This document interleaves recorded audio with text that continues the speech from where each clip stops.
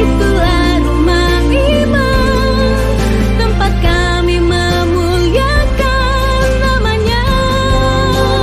We love GKM, itulah rumah iman. Salam, selamat pagi, salam sejahtera bagi kita semua. Bapak, Ibu, Saudara-saudari yang terkasih di dalam Tuhan Yesus Kristus, apa kabar? Semoga kita semua sehat, serta dalam damai sejahtera Tuhan. Pagi ini firman Tuhan yang akan dibagikan berdasarkan Almanak Nas terdapat di dalam Yeremia 18, ayat 12 hingga ayat yang ke-17. Sebelum kita membaca dan merenungkannya, mari kita berdoa. Bapa dalam Tuhan Yesus Kristus, selamat pagi Tuhan. Hari ini kami bersuka cita atas napas hidup yang Tuhan karuniakan bagi kami. Teristimewa Tuhan Yesus perkenankan kami untuk membaca firman Tuhan, seraya merenungkannya. Urapi hati, pikiran kami semua, agar firman Tuhan menjadi suluh dan pelita yang menerangi jejak langkah kami, supaya kami terus bertumbuh, berbuah, berkarya bagi Tuhan. Di dalam nama Tuhan Yesus Kristus kami siap sedia mendengarkannya. Amin. Firman Tuhan Yeremia 18 ayat 12 hingga ayat yang ke-17 dengan perikop pelajaran dari pekerjaan tukang periuk. Tetapi mereka berkata, tidak ada gunanya, sebab kami hendak berkelakuan mengikuti rencana kami sendiri, dan masing-masing hendak bertindak mengikuti kedegilan hatinya yang jahat. Sebab itu beginilah firman Tuhan. Cobalah tanyakan di kalangan bangsa-bangsa, siapakah yang telah mendengar hal seperti ini? Anak darah Israel telah melakukan hal-hal yang sangat ngeri. Masakan salju putih akan beralih dari gunung batu Sirion. Masakan air gunung akan habis, air yang sejuk dan mengalir. Tetapi umatku telah melupakan aku. Mereka telah membakar korban kepada dewa kesia-siaan. Mereka telah tersandung, jatuh di jalan-jalan. Mereka yakni jalan-jalan dari dahulu kala, dan telah mengambil jalan simpangan, yakni jalan yang tidak diratakan. Maka mereka membuat negerinya menjadi kengerian, menjadi sasaran suitan untuk selamanya. Setiap orang yang melewatinya akan merasa ngeri dan akan menggeleng-gelengkan kepalanya. Seperti angin timur, aku akan menyerahkan mereka di depan musuhnya. Belakangku akan kuperlihatkan kepada mereka dan bukan mukaku pada hari bencana mereka. Firman-Mu itu pelita bagi kakiku dan terang bagi jalanku. Amin. Saudara-saudara yang dikasihi dalam Tuhan, keadaan orang Israel memang dalam keadaan hancur, karena Allah akan mengirim mereka ke negeri asing. Mereka menghadapi masa pembuangan. Keadaan bangsa Israel dalam nas ini digambarkan kehancuran yang menimpa bangsa ini karena ketidaktaatan mereka kepada Allah. Sebab mereka menyembah dewa kesia-siaan, tidak lagi mendengar firman Tuhan, tidak lagi taat dan setia. Itulah sebabnya Allah menyerahkan mereka melalui Nabi Yeremia. Tuhan mengutusnya untuk pergi ke tukang periuk, karena Tuhan ingin memperdengarkan suaranya. Yeremia datang tepat ketika tukang periuk sedang bekerja membuat sebuah bejana. Dalam proses pengerjaan yang dilakukan oleh tukang periuk yang membuat sebuah bejana, baik mulai dari persiapan tanah liat yang dapat digunakan, menempatkan tanah liat pada meja kerja yang dapat berputar sehingga tanah liat mudah dibentuk. Membentuk tanah liat menjadi benda yang mempunyai kegunaan. Pembakaran bejana yang sudah dibentuk agar menjadi kuat. Proses pendinginan agar hasilnya lebih sempurna.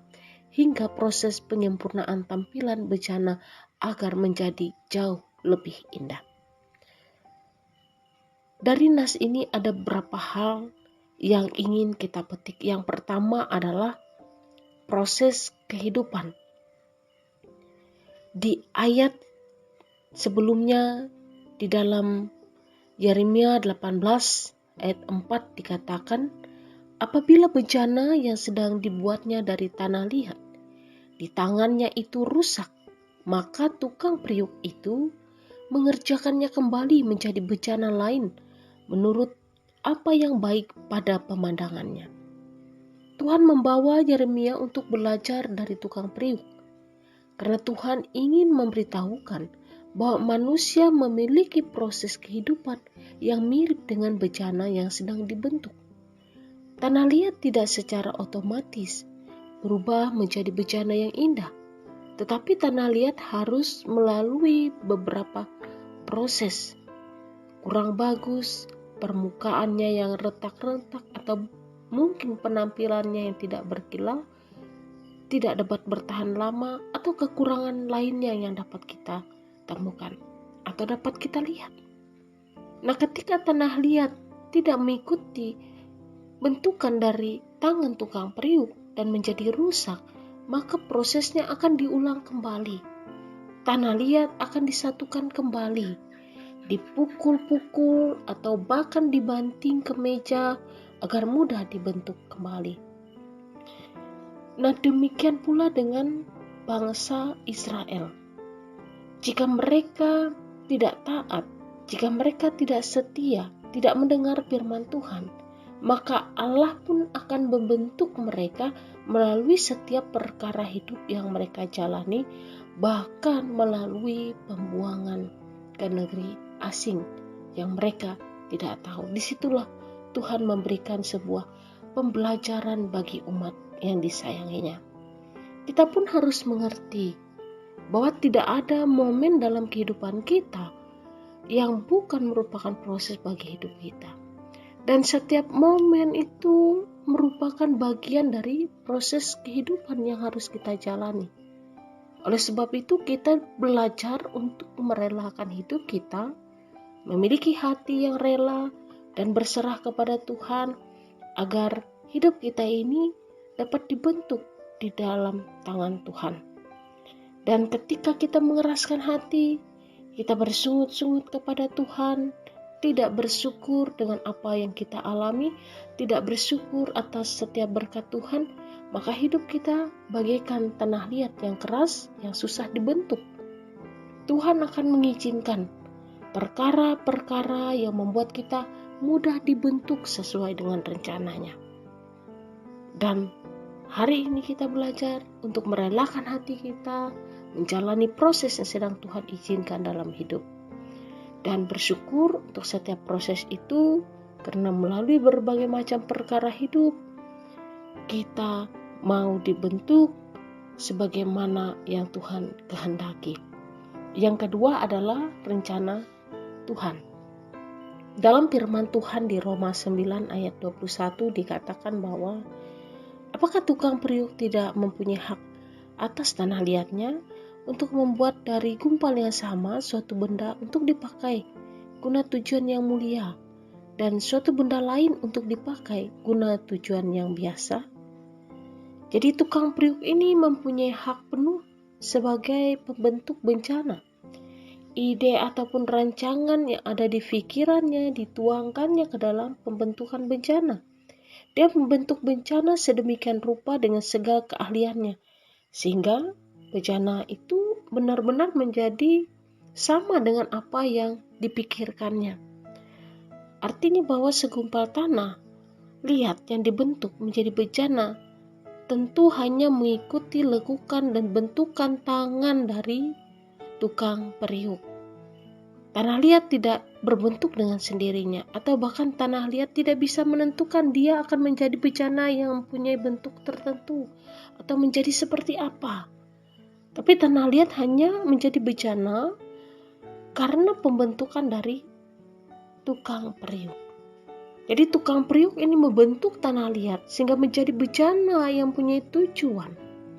Apakah ia sebagai bencana yang menampung air, sebagai gelas, vas bunga, hiasan, pajangan, atau kegunaan yang lainnya. Nah, Tuhan juga punya rencana bagi masing-masing hidup kita. Tuhan punya rencana yang indah dan sempurna. Saat mungkin kita dapat memahaminya, apa yang sedang Tuhan kerjakan dalam hidup kita. Apakah saat ini kita sedang mengalami kekecewaan, kedukaan, sakit hati, amarah, stres, depresi, sakit yang tidak kunjung sembuh, atau tidak mendapat jawaban doa, atau juga bisnis kita tidak berjalan dengan baik, kita dirugikan oleh orang lain, dan lain sebagainya. Tapi ingatlah bahwa saudaraku, Tuhan sedang melihat kita. Tuhan sedang menyertai kita. Tuhan sedang mendengar kita. Dan bahkan Tuhan sedang mencurahkan kasih-Nya yang sempurna bagi hidup kita. Tuhan menyayangi dan mencintai hidup kita. Dia sedang membentuk kita untuk menjadi sesuai dengan rencana yang Dia tetapkan, yaitu rencananya yang indah dan sempurna. Dan kita dibentuk menjadi bejana yang sempurna, yang akan Dia gunakan, Dia tempatkan menjadi suatu bencana yang mempunyai kegunaan untuk kemuliaan Tuhan bagi hidup kita. Amin untuk firman Tuhan. Mari kita berdoa. Terima kasih Tuhan atas kasih setia-Mu. Pagi ini kami telah mendengar firman-Mu yang luar biasa, yang meneguhkan kami semua, bahkan kami boleh menjadi bejana yang indah yang dibentuk oleh penjunan yang agung, Tuhan kami, Yesus Kristus. Perlengkapi kami dengan kuasa firman-Mu dari hari ke hari. Di pagi ini sebelum kami memulai aktivitas rutin, kami mohon bimbingan Tuhan agar kami selalu diberi kesehatan dan kekuatan.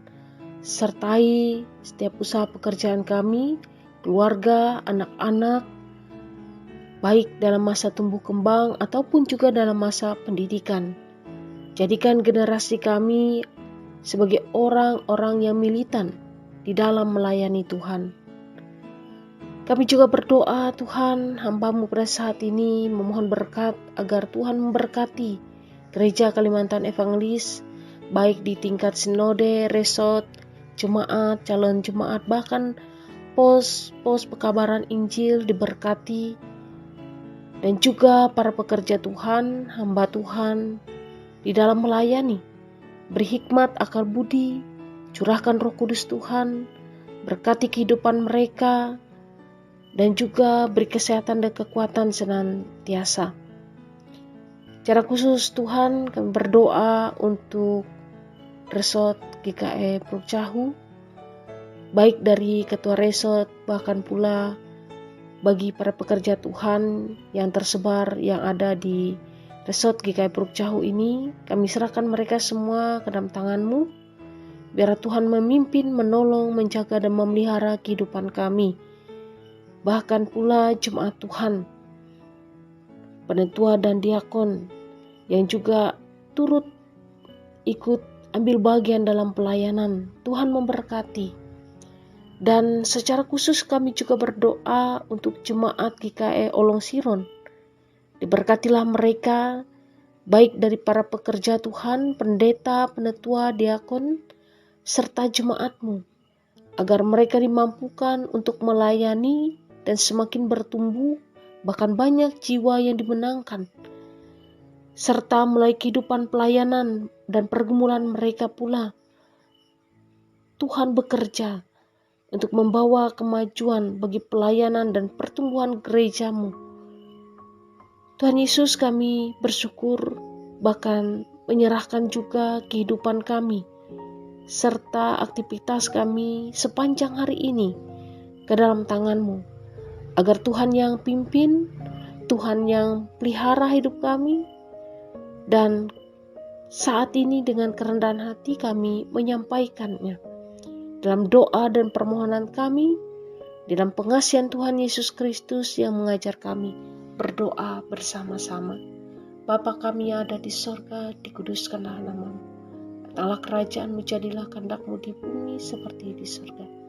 Berikanlah kami pada hari ini makanan kami yang secukupnya, dan ampunilah kami akan kesalahan kami, seperti kami juga mengampuni orang yang bersalah kepada kami.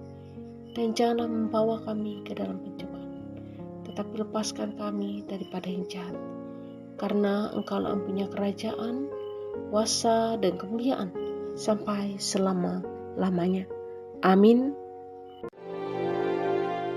Tuhan memberkati engkau dan melindungi engkau. Tuhan menyinari engkau dengan wajah-Nya dan memberi engkau kasih karunia. Tuhan menghadapkan wajah-Nya kepadamu dan memberi engkau damai sejahtera. Amin.